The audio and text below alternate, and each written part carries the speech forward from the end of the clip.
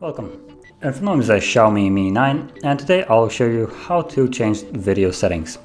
So when you're recording, go into the app and then choose video, and you'll see right here, right now it's set to 4K, and you can go into the bars up here. So once more, the 3 bars that you can see, and then tap on settings, and from here you should see video quality, and as you can see it's set to 4K 60. You can choose either 4K 30, 1080p by 30 or 60, and also 720p only at 30 for some reason.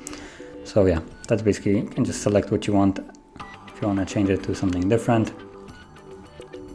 And you can also have image stabilization. Now if you go back and start recording, right now it will be 4K 30 frames, so a little bit more choppy. And yeah, probably 60 is the best one.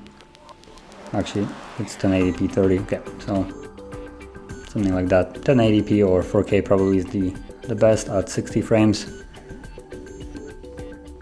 And you can see it's a little bit smoother even when I'm moving my hand in front of it. So yeah, that's basically how you would change it. And if you found this video helpful, don't forget to hit like, subscribe, and thanks for watching.